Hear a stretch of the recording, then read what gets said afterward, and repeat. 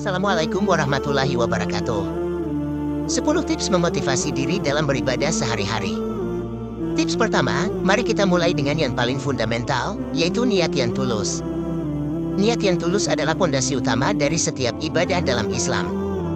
Sebuah niat yang tulus berarti bahwa kita melakukan ibadah hanya untuk Allah, tanpa mencampurkannya dengan motif atau kepentingan lainnya. Inilah yang membuat ibadah kita menjadi murni dan penuh keikhlasan. Tips kedua, bangunlah setiap hari dengan sholat. Sholat adalah ibadah utama dalam Islam, dan sholat subuh adalah momen yang istimewa. Bangunlah dengan semangat untuk menjalankan sholat subuh dengan khusyuk. Tips ketiga, jangan lupakan membaca Al-Quran setiap hari. Al-Quran adalah sumber petunjuk dan inspirasi. Cobalah untuk merenungkan ayat-ayat yang Anda baca dan biarkan Al-Quran menjadi panduan hidup Anda. Tips keempat, tetapkan tujuan dalam ibadah Anda. Ketika Anda memiliki tujuan yang jelas, ibadah akan menjadi lebih bermakna. Pertimbangkan apa yang ingin Anda capai melalui ibadah Anda. Tips kelima, ingatlah untuk tidak terlalu keras pada diri sendiri. Kita semua manusia dan pasti pernah melakukan kesalahan. Jangan biarkan kegagalan menghentikan semangat Anda dalam beribadah. Tips keenam, bergabunglah dengan komunitas Islami. Bersama-sama dengan saudara-saudara kita dalam Islam, kita bisa saling mendukung dan memotivasi satu sama lain dalam beribadah. Tips ketujuh, baca kisah Nabi Muhammad SAW dan sahabat-sahabatnya.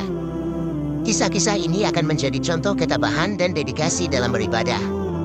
Tips kedelapan, jangan lupakan zikir dan doa. Salah satu cara paling efektif untuk memotivasi diri dalam beribadah sehari-hari adalah melalui zikir dan doa. Zikir adalah tindakan mengingat Allah dan memujinya, sedangkan doa adalah cara kita berbicara langsung dengan Allah.